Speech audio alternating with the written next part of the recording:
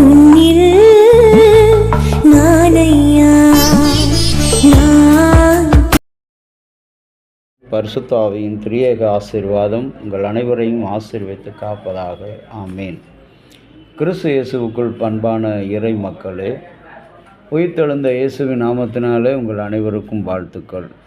இந்த நாளிலும் நம்முடைய காலை நேர சிந்தனைக்காக நியாயாதிபதிகள் 14ஆம் அதிகாரம் 18வது வசனம்.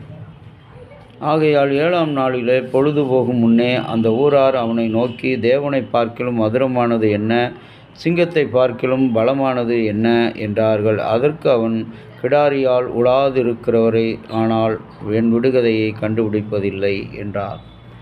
அன்புக்குரிய இறை மக்களே, விடுகதைக்கும் போட்டிக்கும் ஒப்புக்கொண்ட மக்கள் என்ன செய்ய வேண்டும்? அதிலிருந்து விடுதலை கேட்டிருக்க வேண்டும். இந்த விடுதலை எங்களுக்கு தெரியாது, ஆகவே நீங்கள் எங்களுக்கு இரக்கங்காட்டுங்கள் என்று கேட்டிருக்க வேண்டும். அதற்கு பதிலாக அவர்கள் செய்த காரியம் என்னவென்று சொன்னால், சிம்சோன் மணந்து கொள்ள இருந்த அந்த பெண்ணையும் பெண்ணின் குடும்பத்தை மிரட்டி இறுதியில் அழிவை பெறுகின்றவர்களாக இருக்கிறார்கள். இன்றைக்கு இந்த ஒரு வசனத்தில் ஆண்டவராகிய கடவுள் நமக்கு போதிக்கிற காரியம் மிரட்டுகின்ற ஒரு தன்மை.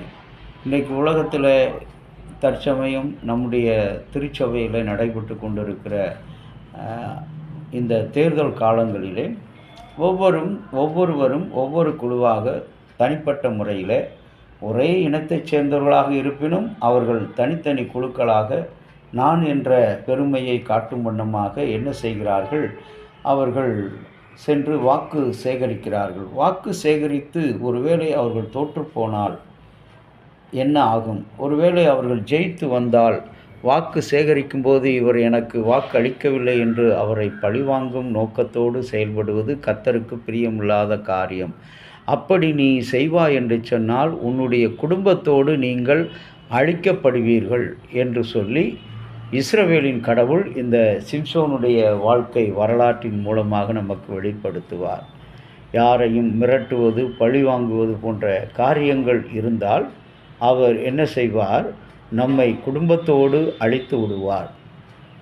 இன்றைக்கு கிறிஸ்தவ ஜீவியத்தில் போட்டியும் பொறாமையும் உலகத்தில் நிறைந்து காணப்படுகிறது. தியாகம் என்ற வார்த்தையை நாம் கேட்கும் பொழுது அது இன்றைக்கு உலகத்தில் பயனற்று போன ஒரு வார்த்தையாக, உச்சரிப்பு இல்லாத ஒரு வார்த்தையாக போய்விட்டது. அந்த வார்த்தையிலிருந்து நாம் கற்றுக்கொள்ளுகிற ஒரு அருமையான ஒரு காரியம் என்னவென்று சொன்னால், எவரையும் குறை சொல்லக்கூடாது, எவரையும் மிரட்டி வைக்கக்கூடாது, மிரட்டி அடிபணிய வைக்கக்கூடாது. அன்பால், இரக்கத்தால், பணிவால், பண்பால் நாம் அவர்கள் மீது அன்பு கூற வேண்டும். இப்பொழுது திருச்சபையின் தந்தை என்று அழைக்கப்படுகிற மார்ட்டின் லூத்தர் தன்னுடைய கோட்பாட்டில் கடவுளோடு அவர் இருந்து உறுதியாக இருந்ததினால்தான் அவர் கடைசி வரை நேர்மையாக, நித்தியமாக தன்னுடைய போராட்டத்தில் உண்மையாக வெற்றி கண்டார்.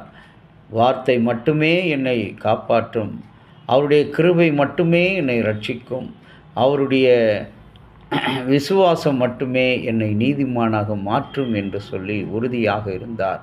ஆகவே அன்புக்குரிய இறை மக்களே, இன்றைக்கு மனிதன் எல்லாவற்றையும் மாற்றி அமைக்க நினைக்கிறார். பெற்றோர், நண்பர், வீடு, சுற்றம் என்று சொல்லி. ஆனால் அந்த மாற்றி அமைக்கும் பொழுது முதலாவது அந்த மாற்றம் எண்ணிலே வர வேண்டும். அந்த ஒற்றுமை, அன்பு என்று சொல்லக்கூடிய அந்த மாற்றம் எண்ணிலே வர வேண்டும். நம்மிலே வரும்பொழுது தான் உண்மையாகவே இந்த சிம்சோன் வாழ்க்கையில் நிகழ்ந்த அந்த நிகழ்வை நாம் பிறருக்கு நிகழ்த்தாதபடி செய்யாதபடி, பிறருக்கு தீமை செய்யாதபடி, விரோதம் செய்யாதபடி கர்த்தர் நம்மை பாதுகாக்கிறவராக இருக்கிறார். ஜெபம் செய்வோம். அன்பு நிறைந்த இயேசு சுவாமி, இன்றைக்கு உலக தந்தை மகாத்மா என்று அழைக்கப்படக்கூடிய ஒரு நாளை இன்றைக்கு நினைவு கூறுகிறோம். இன்றைக்கு எங்களையும் இந்த திருச்சபையில் விசுவாசிகளாக நீர் அழைத்திருக்கிறீர். அந்த அழைப்பு நிமித்தமாக எங்களை திருச்சபை தலைவர்களாக அழைத்திருக்கிறீர். தலைவர்களாக அழைக்கப்பட்ட நாங்கள் தரத்தோடு நடந்து கொள்ள, தாழ்மையோடு நடந்து கொள்ள, தார்மீக பொறுப்போடு நடந்து கொள்ள எங்களுக்கு அனுக்கிரகம் பாராட்டும். உம்முடைய திரு சித்தம் எங்களிலே செயல்பட பெரிய காரியங்களை நீர் எதிர்பார்க்கிற காரியங்களை நடைபெற உதவி செய்யும். இறைமகன் இயேசுவின் நாமத்தில் வேண்டுகிறோம் நல்ல பிதாவே. ஆமேன்.